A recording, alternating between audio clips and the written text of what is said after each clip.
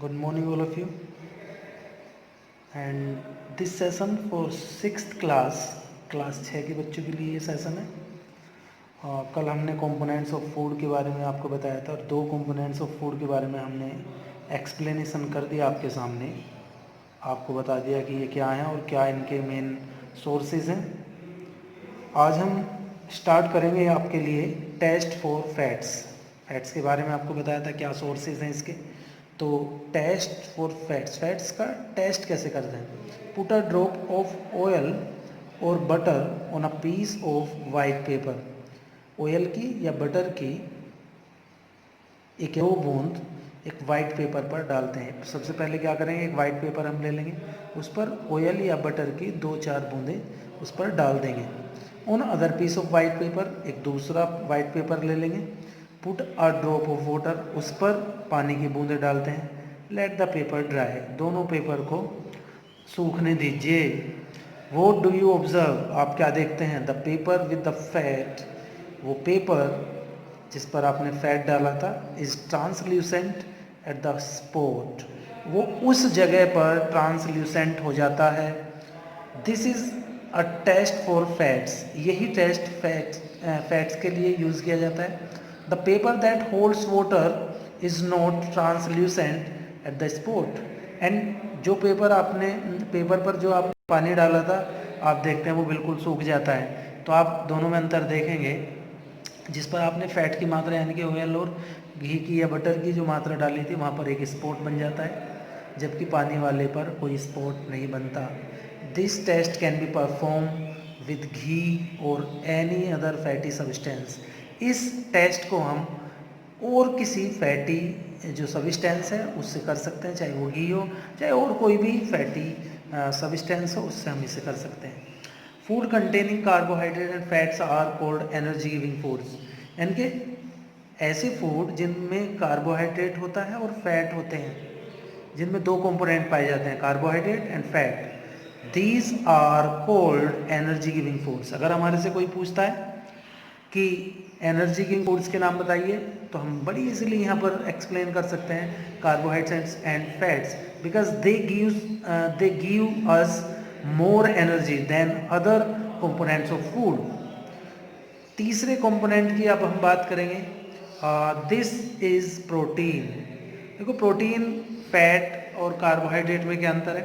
Carbohydrate हमने देखा था कार्बन, हाइड्रोजन और ऑक्सीजन के कंपाउंड थे। हमने देखा था फैट को भी, ये भी कार्बन, हाइड्रोजन और ऑक्सीजन के कंपाउंड थे। जबकि प्रोटीन में क्या है, protein contain carbon, hydrogen, oxygen. इनमें कार्बन, हाइड्रोजन और ऑक्सीजन होगा। इसके अलावा जबकि कार्बोहाइड्रेट और फैट में तो यही 3 एलिमेंट थे, जबकि नाइट्रोजन इसमें ऐड हो जाता है। प्रोटीन में नाइट्रोजन ऐड हो जाता है। Protein contain carbon, hydrogen, oxygen and nitrogen, इनके नाइट्रोजन की मात्रा भी इसमें पाई जाती है। Nitrogen is the most essential element in the proteins. Nitrogen इनका सबसे ज़्यादा इम्पोर्टेंट जरूरी एलिमेंट होता है प्रोटीन्स का। सम प्रोटीन्स में कंटेन सल्फर एंड फॉस्फोरस, कुछ प्रोटीन तो ऐसे भी होते हैं जिनमें सल्फर और फॉस्फोरस की मात्रा पाई जाती है। यानी कि मेनली जो है नाइट्रोजन एलिमेंट है जो प्रोटीन में पाया जाता है। इसके अलावा कार्बन, हाइड्रोजन, ऑक्सीजन भी पाए जाते हैं, लेकिन कुछ प्रोटीन तो ऐसे भी होते हैं जिनमें सल्फर और फॉस्फोरस पाया जाता है। Amino acids are simple smaller unit of protein. जो एमिनो एसिड हैं वो सिंपल और छोटी यूनिट होती हैं प्रोटीन की, यानी कि प्रोटीन का जो निर्माण होता है वो एमिनो एसिड से मिलकर के बना होता है। ये छोटी यूनिट इन्हें माना जाता है। आगे चलते हैं। इम्पोर्टेंस क्या है हमारी बॉडी में, इम्पोर्टेंस इनका, protein are very important for us. Protein build our body, protein हमारी बॉडी का निर्माण करते हैं। So they are called body building foods, इसलिए प्रोटीन को हम बॉडी बिल्डिंग फूड कहते हैं। अगर क्वेश्चन आता है कि बॉडी बिल्डिंग फूड का नाम बताइए या कंपोनेंट का नाम बताइए, इट इज़ प्रोटीन। प्रोटीन जो है हमारे शरीर को बिल्ड करने का निर्माण करता है। Protein build our body, so they are called body building foods. Haemoglobin in the blood is also a protein. हमारी ब्लड के अंदर जो हीमोग्लोबिन, जो एक बेहद इंपॉर्टेंट सब्सटेंस है, एलिमेंट है in the blood, is also a protein. ये भी एक प्रोटीन है। It is essential for the transport of oxygen, carbon dioxide. इसका काम क्या होता है, जो haemoglobin works to transport oxygen and carbon dioxide in the whole body by the way of blood, यानी कि ब्लड के रास्ते ये कार्बन डाइऑक्साइड को और ऑक्सीजन को ट्रांसपोर्ट करने का काम करता है, and this is haemoglobin, and haemoglobin is a protein also. Source देखेंगे, इम्पोर्टेंस, यानी कि आपके शरीर के ज़्यादातर जो मसल्स हैं, नाखून हैं, बाल हैं, वो इसी के बने होते हैं, और इसके अलावा भी बहुत सारे प्रोटीन मिलकर के हमारी बॉडी को बनाने का काम करते हैं। सोर्सेज क्या हो सकते हैं प्रोटीन के? प्रोटीन जो है हमें एनिमल सोर्सेज भी हो सकते हैं, प्लांट सोर्सेज भी।